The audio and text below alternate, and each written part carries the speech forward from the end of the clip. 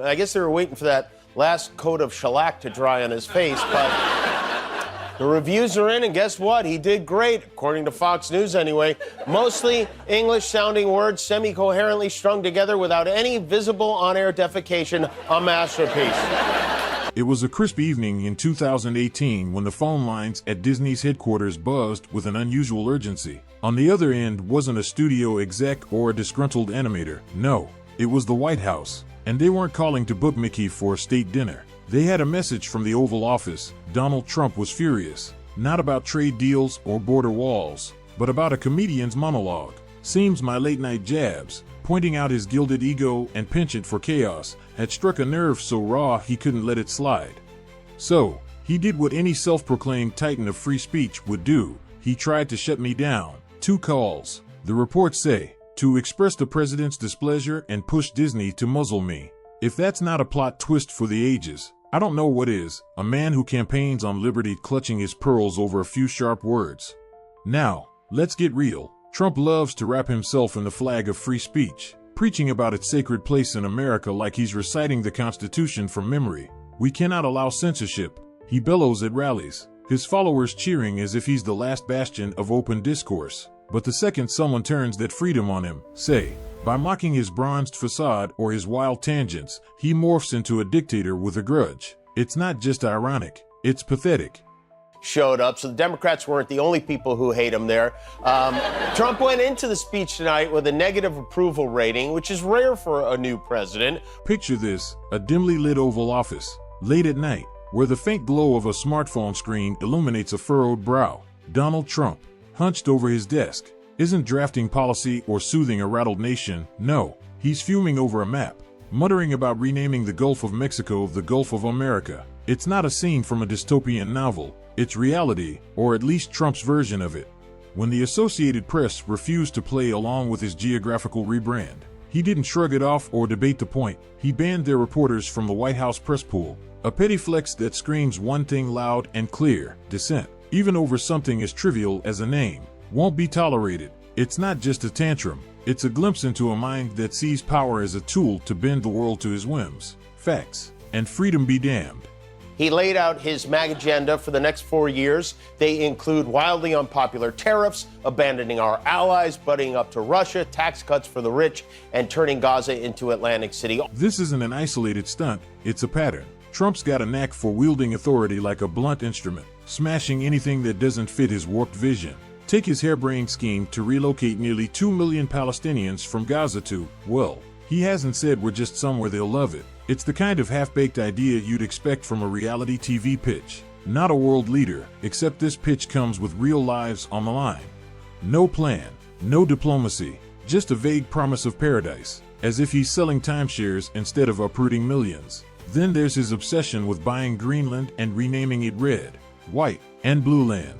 A Georgia congressman even introduced a bill to make it happen, because nothing says freedom like forcing a new name on a country that doesn't want you. Denmark's response was a polite but firm take your stars and stripes and shove it. And honestly, who can blame them?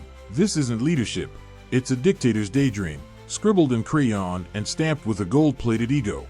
Jane Goodall devoted a big chunk of her life to studying chimpanzees, wild chimpanzees. She spent years in the jungle observing them, learning about them. And in many ways, I feel like I've been doing similar work over the past 8 years, observing Donald Trump. And let's not forget our allies, or what's left of them. Trump slapped a 25% tariff on imports from Canada and Mexico, tanking their economies and hiking car prices here by $12,000 a pop. Canada's Justin Trudeau called it a trade war against their closest ally. And he's right. Trump's turning friends into foes faster than you can save MAGA. Experts warn he's shooting himself in the foot, but with bone spurs like his, maybe he's immune to pain or reason.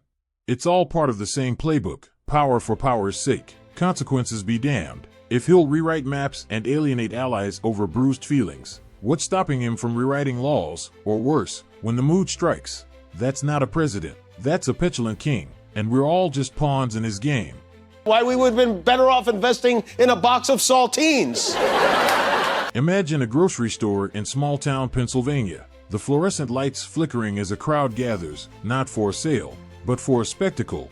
Donald Trump.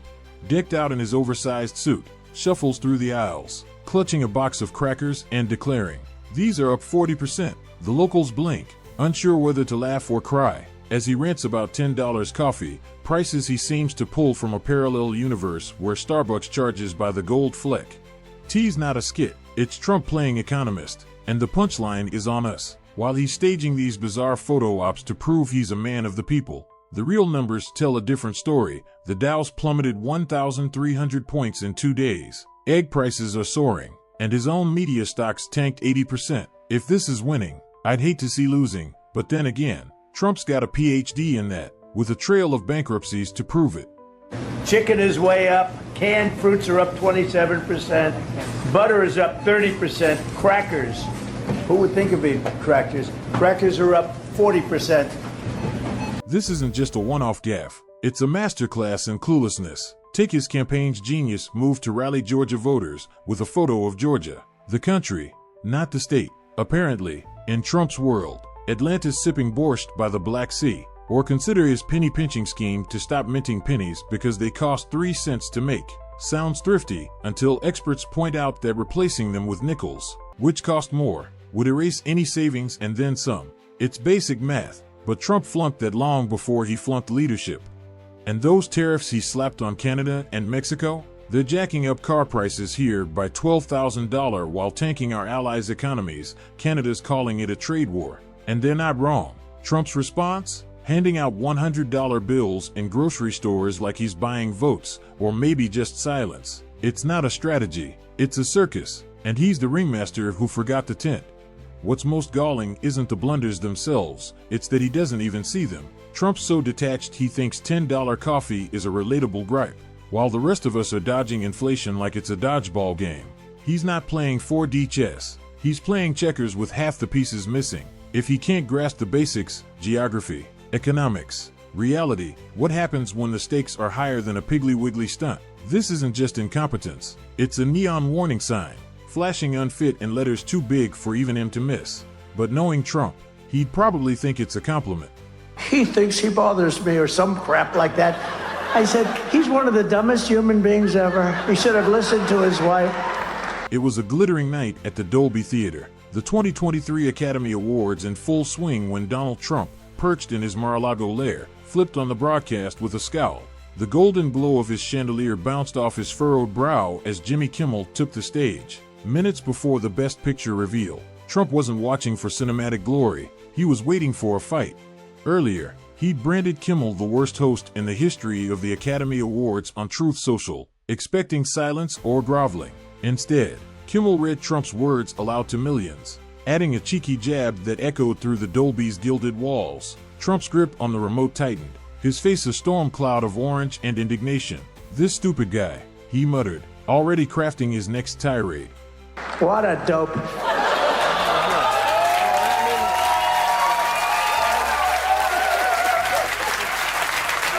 Isn't that sweet? He's confusing me with one of his sons again. Fast forward months, and Trump's still stewing, rehashing the moment in an interview like a grudge-holding playwright. He goes up.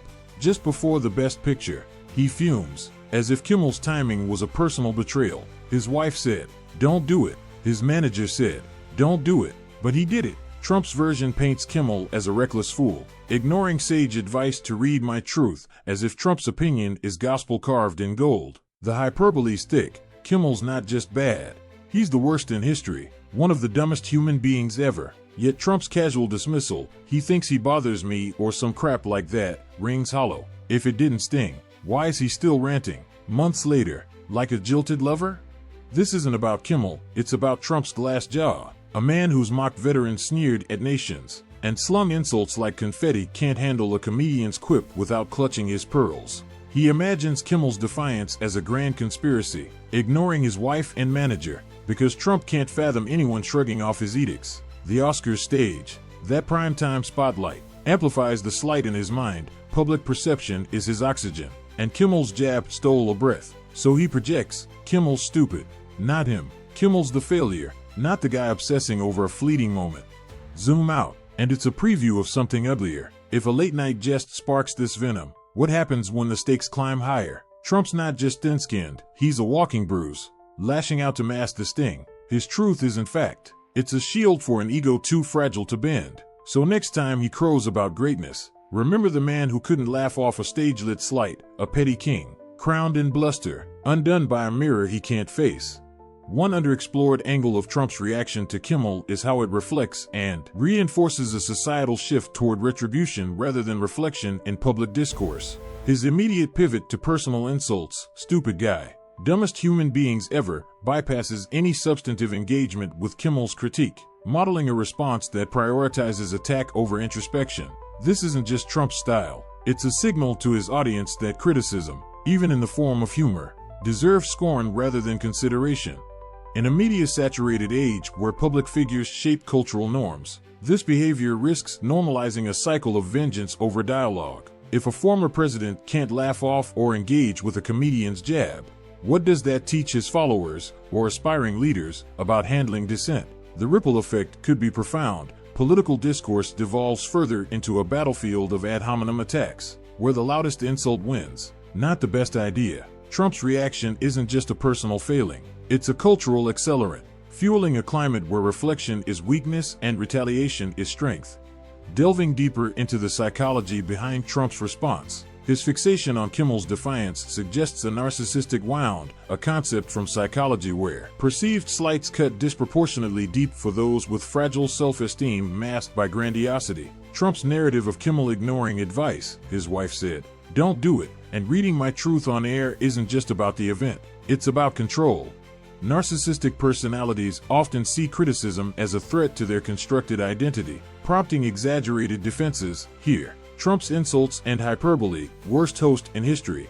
But this goes beyond mere ego. His inability to let the incident fade, retelling it with such detail, suggests a compulsive need to reframe the narrative in his favor, as if each retelling repairs the wound. This psychological lens reveals a deeper vulnerability. Trump's bluster isn't just a tactic, it's a shield, protecting a self-image that can't withstand scrutiny. This dynamic doesn't just explain his reaction to Kimmel, it contextualizes his broader public life, where every challenge, from media scrutiny to electoral losses, becomes a personal affront demanding a counterattack. Politically, Trump's response to Kimmel highlights a troubling erosion of humor's role as a societal safety valve. Satire, historically, has been a way to critique power without violence, a pressure release that keeps discourse civil. By reacting with such vitriol to a comedic jab, Trump signals that even this outlet is fair game for punishment. This isn't just about one man's thin skin, it's about a political ethos that rejects levity as a form of accountability.